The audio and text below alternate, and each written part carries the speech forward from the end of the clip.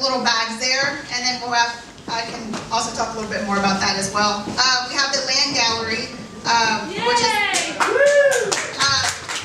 we have some video of the proceeds, because we're going to have a silent auction after the fashion show. There's going to be a red dress, and all the proceeds to that will go to the land gallery, and Cynthia Bocha will speak a little bit more about them as well. But Michelle Management with hair and makeup, and they're doing a beautiful job with all the models. We have Prowess Veteran Modeling Agency. We have 3 models from the Prowess, which are veterans, and then we have also one named, another veteran, her name's Felicia, and then we also have 2 influential women, which is Maya Koshaba, which is a PR, and then we have Katie, which is a model and a brand advocate. And Indian Restaurant, one of my favorite restaurants for the food. Hope you guys are enjoying that. I also have Tosca Watson with Fawaka NYC. You guys will all get a little truffle goodie bag whenever you guys leave. Thank you, Mike. Thank you, DJ Pelau.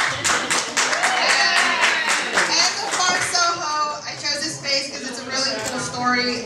All the parks are actually taken from an old barn in Missouri and transplanted here back in New York City. So, all right. So, I also have my team, Maya, who's also modeling, and Johnathan Vargas doing film productions, and Katie and Thomas Garza with the photography. You guys, I couldn't have done anything without any of you guys. And we have Tandy right here that helps me a lot with my samples and everything. So thank you. Thank you.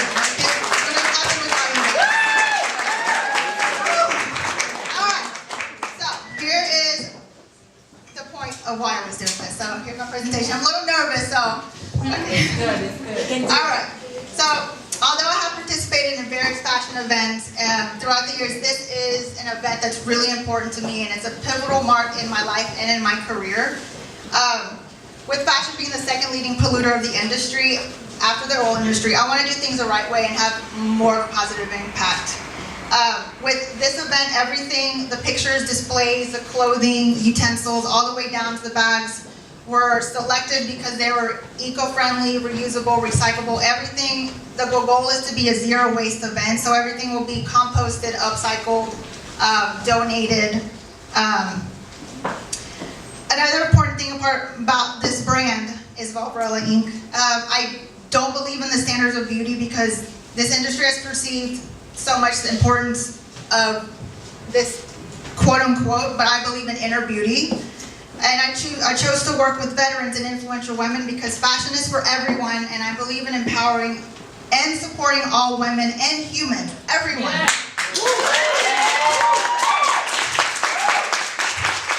I don't believe in competition, I believe in collaboration, because with collaboration, we can bring more peace and love. It's like, why do we need to compete? All we need to do is work together because everyone's trying to get to one goal, and whatever their goal is, to make the place a better place and for the future generation. So that's the physical aspect of why I'm doing this. Which brings me into a more difficult topic to discuss. And it's not really mentioned in fashion, and it's more of the psychological part. And when it comes to the other reason why I'm doing this event. Fashion also has a psychological impact, and this is my story I'd like to share. So I first fell in love with fashion and clothing at the age of 12. Because of the art, I would say 10%, but the greater reason was, which is really difficult to say, but is because it was a way to hide and mask my insecurities. And this progressed and became a pseudo-fame and pseudo-addiction because I was using clothing to hide who I really was. I was addicted to clothing, maxing out credit cards, making sure I was the most fashionable and the most maybe the most popular person. But I realized that all these things don't matter because these material things cannot fill a hole. And it's just I had a more negative view of it. So my goal, because this is the dark side of fashion, is where I want to help and empower everyone to have a more positive and proper attitude towards clothes. I'm not saying fashion is bad or anything, but it's to have a more healthy and a more positive, proper attitude towards it. instead of falling into the pseudo fame and fashion addiction hole. Hello, I did. So, but you can get out of it. And how to get out of it is by building our self-love and self-belief. Sorry, just hold on a second. So I'm hopeful and encouraged and determined to continue to show everyone the healthier options in fashion, both physically and psychologically. And that is why I'm doing this and how I'm going to continue to keep moving forward with this brand. And without further ado, I'm excited to introduce our sponsors and everyone that collaborated. So the first person I'm going to bring up is Mount Switchell. All right. Yay!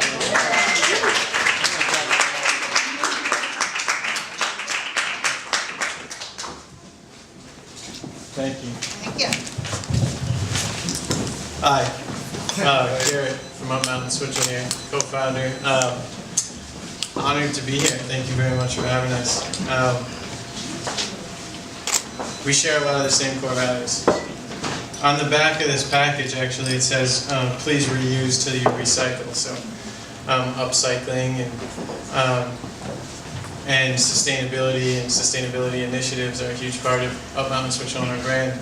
And what this is, Switchell is a health beverage from the Northeast, fresh ginger, organic apple cider vinegar, Vermont maple syrup and water, and was originally concocted as just a summertime drink for farmers in the Northeast, and it kind of fell out of common use, and we revitalized it 5 years ago and just started packaging it and selling it at the farmers market, and eventually just we sold out at the farmers market, and we were asked to come back the next week, and this is what happened. So now you can find us everywhere in the city, from Whole Foods to corner store bodegas, Texas, California, from Malibu to San Francisco. So that core value system of doing things right and doing things with integrity propelled us to where we are, and we're honored to share those same values with you, and honored to be a part of your first EcoFashion event. So thank you very much. Thank you.